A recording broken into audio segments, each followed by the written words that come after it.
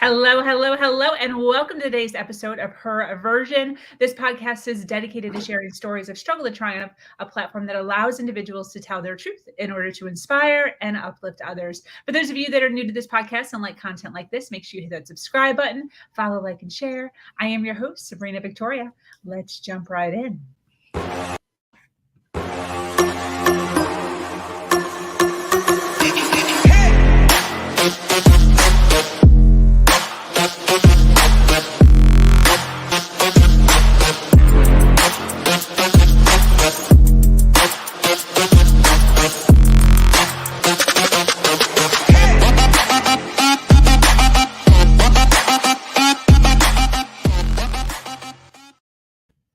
Thank you for joining us today for this episode of Her Version. The Her Version platform is built on storytelling and the understanding that many times our greatest learning experiences come from listening to other people's stories. Today, I am speaking with an amazing woman who goes by Cat. From being bullied in school to now being a leader in coaching business owners how to expand and create profit in their businesses, Cat is here today to share her journey of learning to love her body, her attitude, and herself, despite what she had been told in the past. She is an amazing example of how we can change our mindset, grow past our negative stories, and rise to any occasion we have envisioned for our future. I am so excited to talk to this rock star. Welcome, Cat. How are you? Thank you so much for having me. I almost started like crying with some of what you were saying. I was like definitely connecting back to those memories.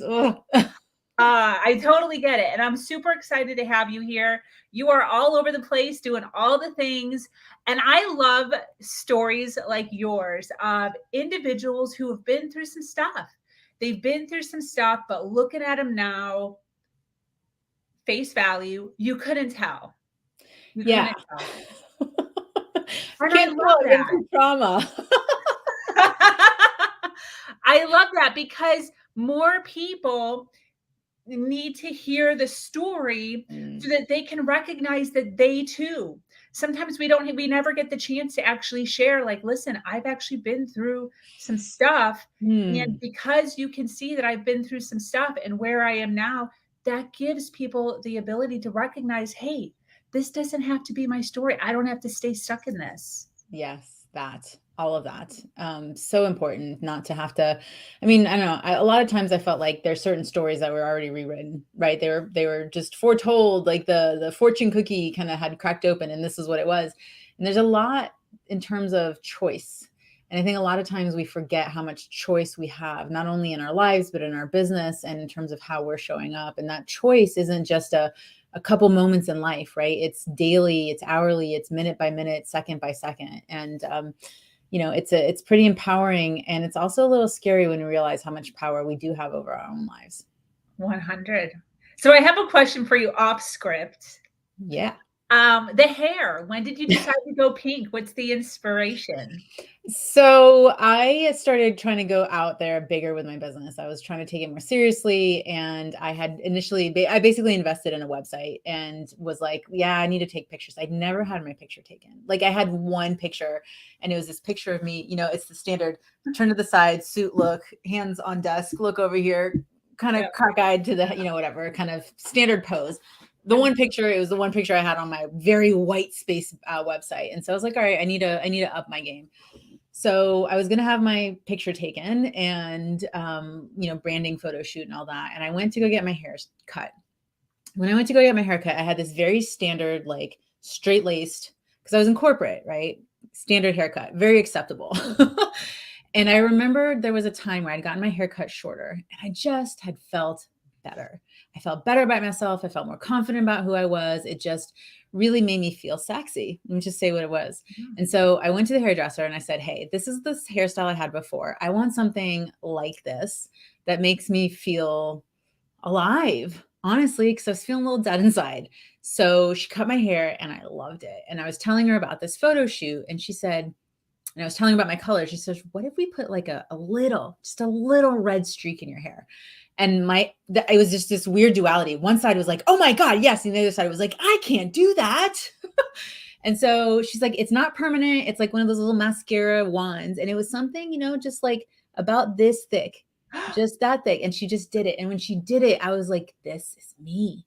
Oh my Wow. God. I've never felt so myself than when I had that red strip in my hair. Of course, it faded out very quickly.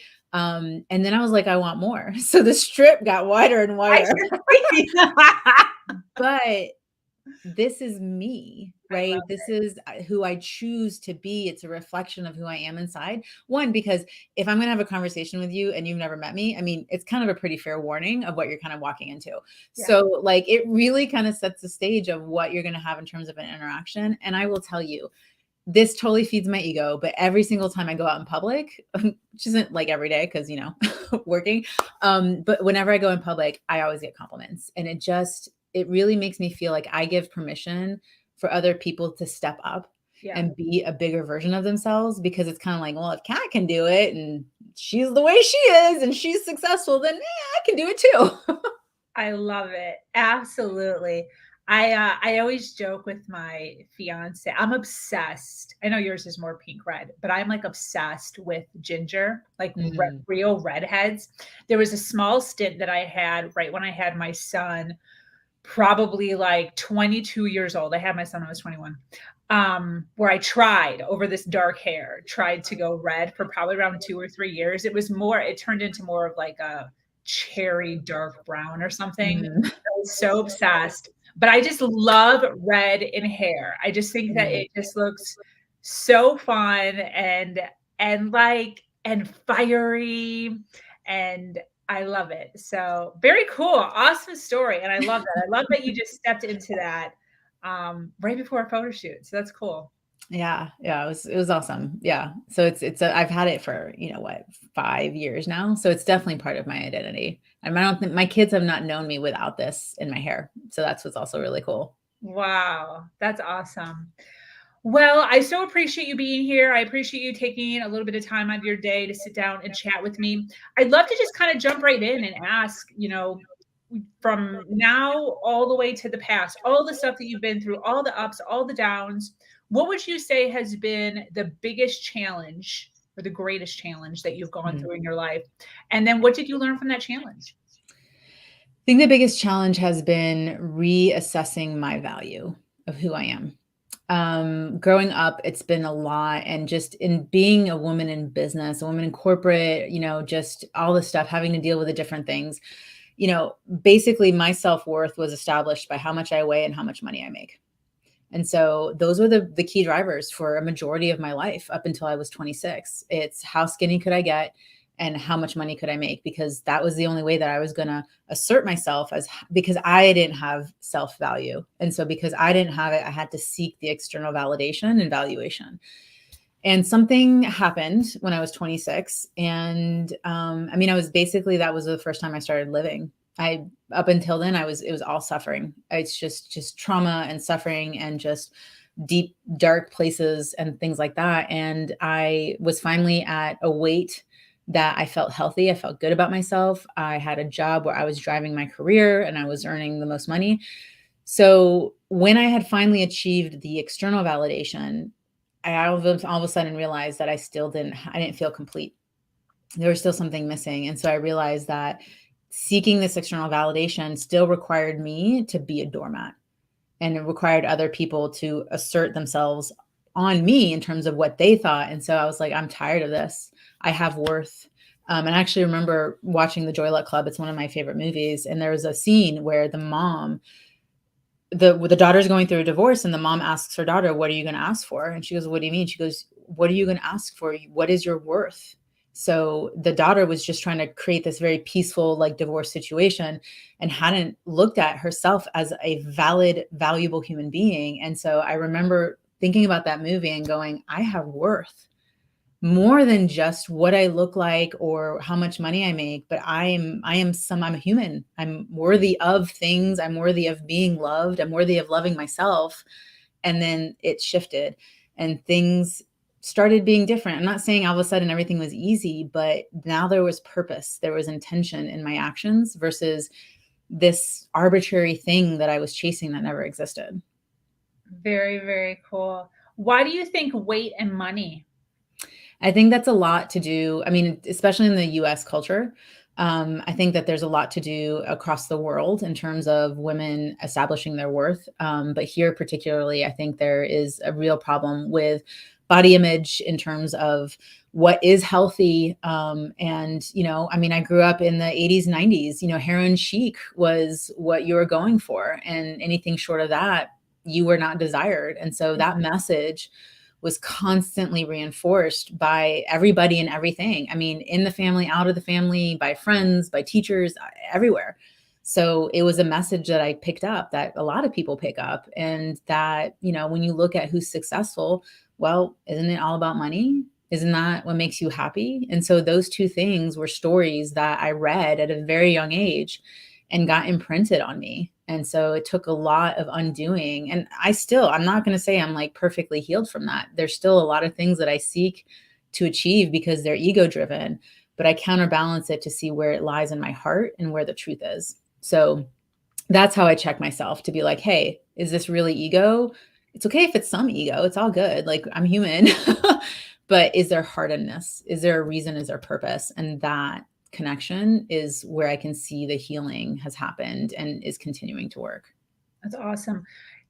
What's the advice that you give to your female clients who are going through something like that? I know, using my own story, not trying to project on anybody, but there's lulls in my business that you can definitively see over the past 10 years where I'm not online as much. I'm not taking pictures as much because I'm not happy with my physical self of putting myself out there. So what do you tell your female clients who come to you who are like, hey, I need to start creating some movement in my business. However, super camera shy because I'm not happy with my external.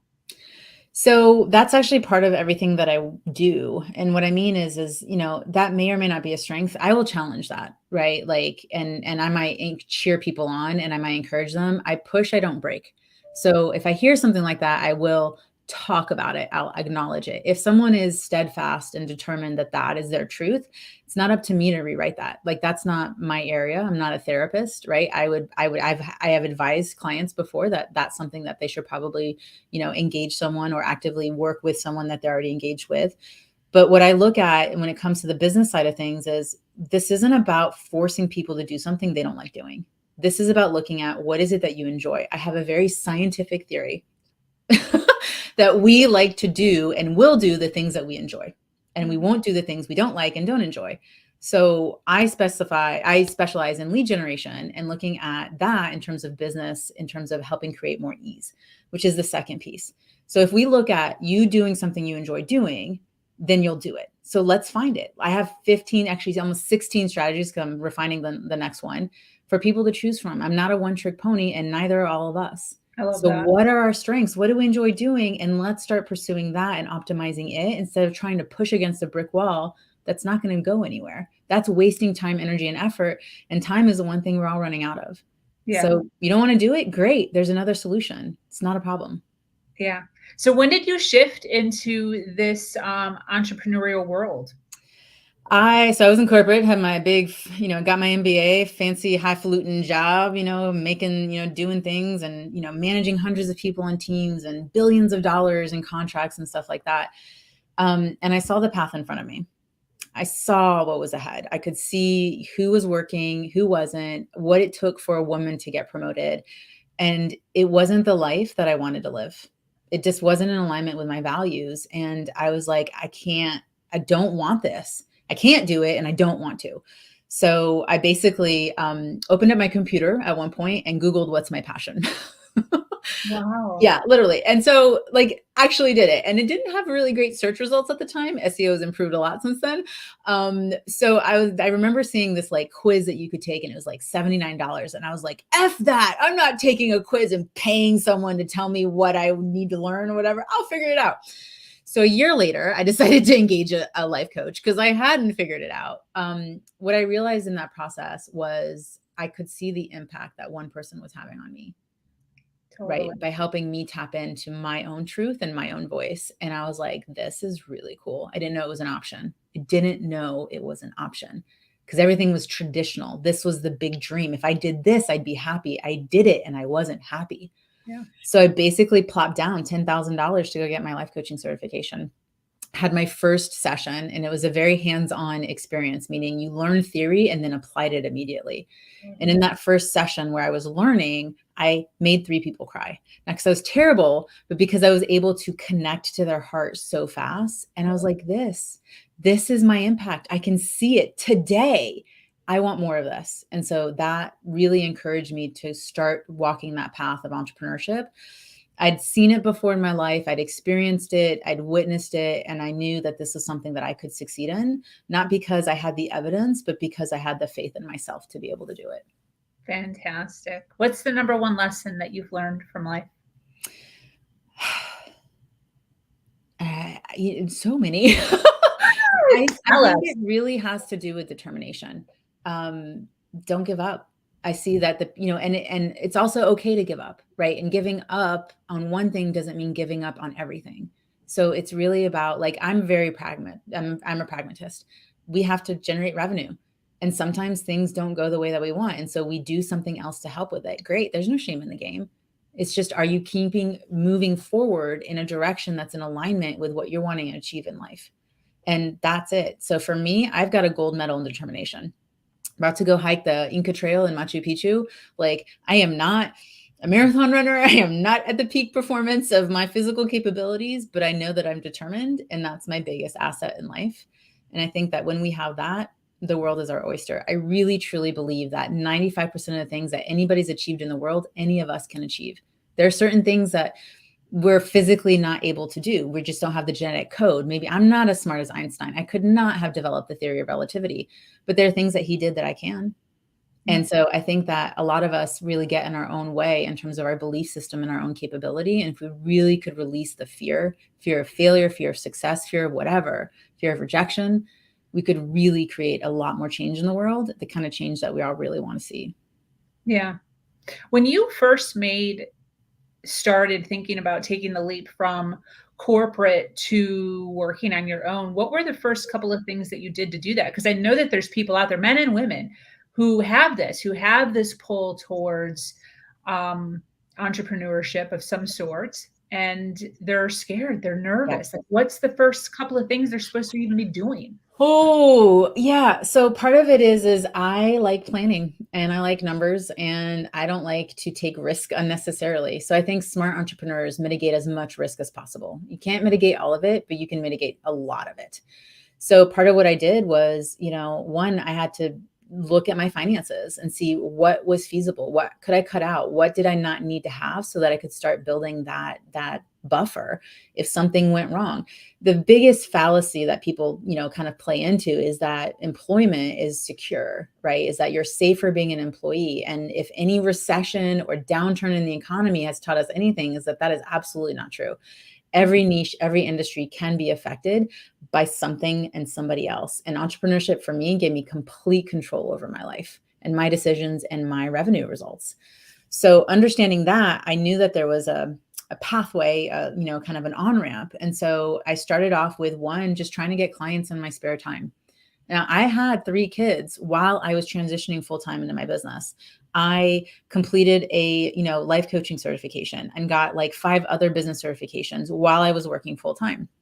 So like time relative, right? In terms of what we're able to do, it's all about priorities. And I'm not here to shame anyone. Like, this is about what is your priority. If your priority is something more than what I had a priority for, then great, but also reconcile that and don't be pissed off at somebody else for doing something faster.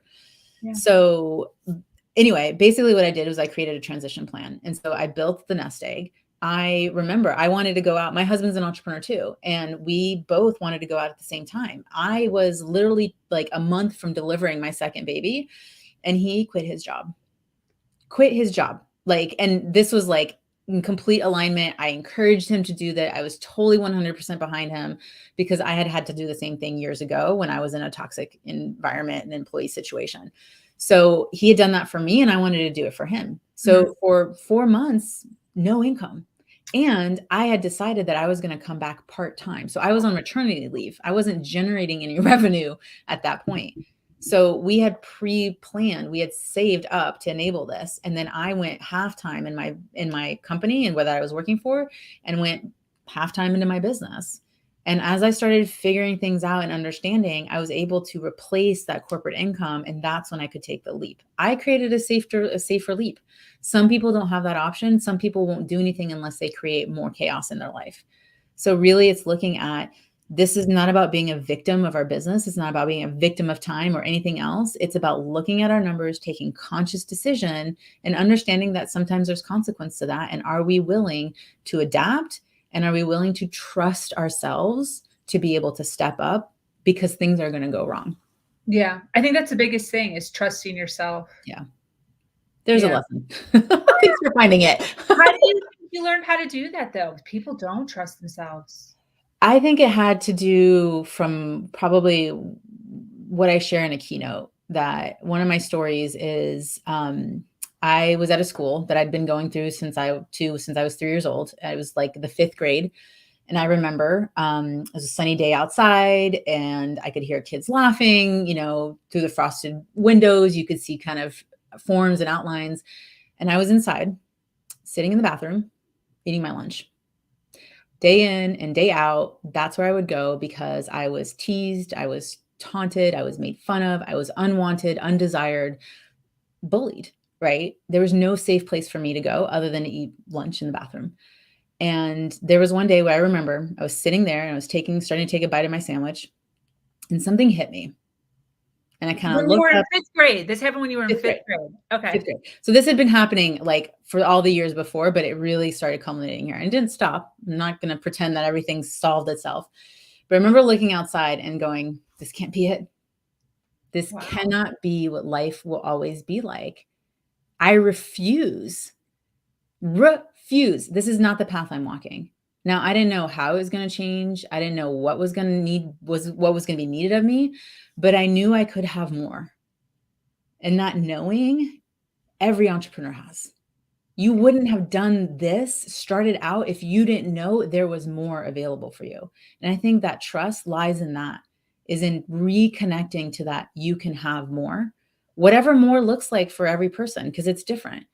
But that trust, that faith, that's the light that we use in the darkest times. And we just take that step of faith, and it doesn't have to be completely blindsided. You've got light from within you. And the thing is all we need to do is look at all of the evidence that supports what we want to achieve versus all the evidence that shows us that we can't do it. Yeah, I agree with that for sure. I want you to touch more on that. But first, do you think everyone has a desire for more inside of them? I think more shows up in different ways. More can be for someone who's employed. More means they want a retirement. They want to go on vacation. They want to go on a cruise. They want to spend time with their grandkids, right? More can be, I want an 8-figure business, a 12-figure business, right? They want to be the next insert name of whoever. More is someone who's trying to do more than just be. They're not just existing, right? They're actually trying to drive impacts. Anybody who wants to have more impact has that connection to more. Yeah. And then because it lives outside of us, but it's within us. Yeah. Can you touch more on evidence-based? Because I think not everyone understands that. Yeah. So we've all achieved certain levels of success, right? Through varying degrees of kind of achievements in our life. And all of those things are indicators that we can continue to succeed. So we might dismiss the fact that we learned how to crawl or walk or ride a bike or swim or tie our shoes. Very easy to dismiss the fact that we had to learn and we were able to learn those things, that we have mastered them to the ability that we don't even have to think about it anymore. So our capability of learning and doing and mastering skill sets has already been established through, that's just the first 5 years of life, right? Maybe 8 years of life. So there's a lot more living that we've done and that we've lived through and experienced and survived. Yet we dismiss all of that evidence because it didn't happen yesterday. And so part of it is looking at, I have figured it out before. That means that I can do it again. And all of us have a 100% survival rate to this point. So there's nothing that should be in our way to be able to align to the fact that we can figure it out again. I love that. Yeah. And if you even like, I think back when I was learning how to ride a bicycle, it was so long ago, but it was kind of traumatic for me because I couldn't get it. Like, it was kind of a big deal. My mom had to keep taking me. It took me like a week for me to get it because I didn't trust myself. To ride a two-wheeler. That's a big deal. Yeah. Yeah. But look at that. That gives you the recipe for your success. So Yeah. I would say that you're probably someone who needs community around you, someone to cheer you on, somebody who has that loving intention for you. It's that security, that love, that comfort helps you get into that empowered state. So we all have this recipe for success. It's very simple, but as humans, we love to make it complicated. What we need to learn how to do more effectively is how to duplicate success so that we're recreating what we want and then modifying this recipe for what we're really wanting to achieve in life. Yeah. When you talk about a recipe for success, you personally, what does success mean to you? Success for me is mastery of time. Ooh. So that means that I get to choose how do I spend my time without the weight of consequence. So I kind of like, here's a simple thing. I can go to the grocery store. I can buy whatever I want. I don't have to worry about how it's going to affect my finances. I don't have to worry about not being able to pay my mortgage because I have to feed my kids. I'm blessed. I'm privileged. I understand that. I've also worked very hard for that. That is a measure of wealth. That is a measure of success for me, is being able to do that. I can write a check for charity and feel good about it. I can spend extra time going to my daughter's Girl Scouts or volunteering at the school without having a negative consequence in my business. That's a level of mastery of my time. So when I'm in control and I'm empowered and I have choice, for me, that's success. So success can look like 40 pairs of Louis Vuittons. Success can look like always flying first class. Success can be having a second home. Success can be taking 2 weeks off to go hike the Inca Trail, right? Yeah. Without the consequence of other negative things happening. Yeah. Do you think that your thoughts on success have evolved over time? I think there was, yes. I mean, at a younger age where evaluation was external, success was money, is always money. Money, it was money and body, right? Like that was, if you wanted to be desired, you had to be thin. If you wanted to be respected, you had to make money. And so those two things would help you achieve everything in life, right? And what happens when you achieve them? There's still that hollow feeling inside. And so I think we redefine success as we do the inner work, as we heal the trauma, as we step into our next evolutionary state, as we impact others and we see that impact, as we, have children, have pets, take care of our parents, right? Whatever that is, when we're doing something beyond just ourselves, that influences how we define success. And it's all has to do with our values. I have a philosophy that we always have the same set of values. It's just that they have different priorities at different places in life. When I was 18, didn't value spending a bunch of time with my mom. Didn't. Wanted to run away. Get away from me. I don't want to see you. Now that I'm 40, that's a much higher priority for me, is being able to spend time with her and spend time with family. It's not that it never was a value. It's just changed its priority. And so I think that as we evolve and as our priorities change in terms of an alignment in our values, that definition of success can also change. Yeah. I think sometimes people get stuck in that, where they feel like the way that they are at 20 or 30 or 40 or whatever it is the way that they're going to be for the rest of their life.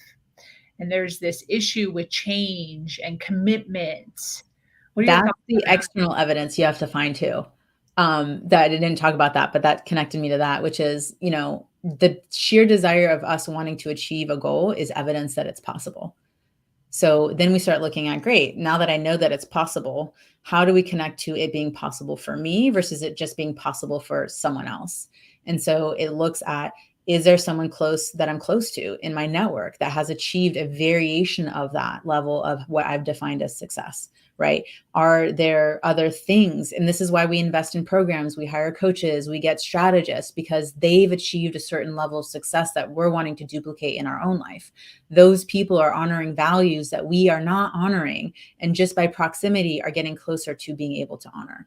And so that's that external piece that really helps create that evidence of success and helps us fast tracks, leapfrogs us, helps us skip the line, because it gets us access to the information that we don't always have to go through the gauntlet to, be able to have for ourselves. Yeah, definitely.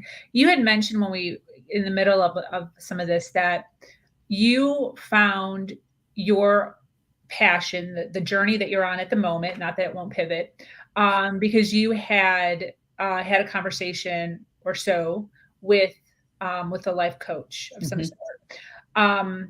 For those that are possibly sitting here listening right now and never really thought about it before, but maybe aren't feeling necessarily content, and maybe they're just like, dude, a life coach for real? What? Where should they go? Should they read a book? Should they watch something? If they're feeling that tingly inside, we're like, oh my gosh, yes, I don't know what, but yes. I think there's a lot of things that people can do. Yeah. And each of us learn different ways. We buy different ways. We learn different ways. We do different things and all that. And so what we want to do is look at how do we like to consume information and start leaning into that. So find someone who is successful that you're close enough to. Ask them questions. What did you do? What was your process? Right? This is all about really tapping into curiosity, because curiosity breeds creativity. Right? A lot of what happens is when we're feeling stuck, we are in a reactive state. We cannot be creative and we cannot move forward when we're reacting to something. And so how do we get to neutral? One, we got to ground ourselves. So calm, breathe, step away, go put your feet in the ground. Like not everything has to cost money, right? So step one. Two, there's so many resources of coaches who are in training who will do either pro bono, or I started off with doing $10 a session. Then I moved to 25 and I was thinking I was making big money, right? P.S. That's not what I charge now. So like, don't come at me with, can I get one of those $25 sessions? But there's a lot available to people who are looking for it. And I think that's the piece, is there are a lot of people who are content being miserable and being victims. And someone who's doing the work and who's trying to evolve to that next level isn't content being stuck, being in this negative energetic state. They're seeking that input. So long as you're seeking it, you will find it, because what happens is when we start looking for something, it also becomes attracted to us. And so that's how we make things happen faster. But we have to be in alignment. What do you really want? Are you really serious? Are you sure you want that? Because the universe is going to throw things in your way to test you, not to make you not want it, to make sure that you want it, because it doesn't want to mess up and send you in the wrong direction. Absolutely. Curiosity breeds creativity. It's a new one-liner I need to write down for myself. I love it. Absolutely. That totally resonates with me. So first of all, I want to say hello to those listening live. Thank you so much for being here, hanging out with us. If you're watching us on the replay, make sure you hashtag replay so that we know that you were here and you were hanging out with us. But I want to talk about your business. I want to talk about the awesome things that you're doing for business owners, for all the humans. What do you do? So my why is this. My mom traveled a lot. She needed to. That's how she provided support for the family in terms of her contributions. And so I needed her to be there for me in a way that she couldn't. And I mean, I love my mother. I think she's amazing. She's created so much impact in her life. It was just, that was the consequence of having to provide for the family. And I needed her more than I could, than she could provide. Like I have 5 sisters. So like just that, there's a lot of attention that was needed, and I like a lot of it. So this is my thing, right? Like this is within me. I needed more and I couldn't get it. And I know she would have wanted to if she could have been able to. Mm-hmm. So my why is, if I can help people generate revenue faster in a way that gives them back their time, then they'll be there for the people that they love in the way that they want to be. When you're there for the people that you love in the way that you want to be, then they feel loved. And they then in turn do the same for others. That's how we put more love out into the world. And that's how change is going to happen. And so my why is to connect and enable as much of that as possible. So what I do is that, which is I try to help people generate more revenue faster so they can reach the right people, so that they can have that bigger impact without requiring all their time, without going and selling and doing lead generation in a way that feels sleazy and slimy so that they don't do it, but in a way that feels empowering, in a way that makes everybody feel good, basically bringing the humanity back in business. So there's this statistic I've been starting to share, and it's pretty eye-opening. So this is standard. We know that 3% of people at any given time are ready to buy. And a lot of people stop at that statistic. Now, there's other pieces after that in terms of how the breakdown to 100% gets.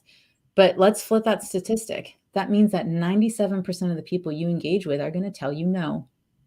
Yeah. We are setting up ourselves for failure when we're just trying to get people to a sales call. It's no wonder no one wants to go out there and do lead generation when they know that 97% of the people are going to tell them no. It's not fun. Imagine 100 M&Ms and 97% of them, right? 97 of them were poisoned. How often would you put your hand in? My fiance would be heartbroken. Right? Right? Yeah. 97 of them are poison. How often, how willing would you be willing to go in and put your hand in and start eating a handful? Not much. So my process is to actually invert that and basically leverage the missing piece, which is firework experiences. This is how we get people coming to you and saying, here's my M&M, I want to buy. They're handing you the thing that you're wanting, which is having people come to you and say, I'm ready. And so how we do that is by, one, shortening the sales cycle, getting more people in the room with you who are getting ready to make that buying decision. And that happens by driving more value. The more value you drive, the more revenue you'll make. And the problem is we've got bro marketers out there who are selling these quick fix solutions, these one-trick ponies, these easy hacks, if you will, manipulating, pushing, forcing people to buy now and teaching people to do the same. And we don't do that. It's not how we buy. We don't like it when someone does that to us. And there is a better way.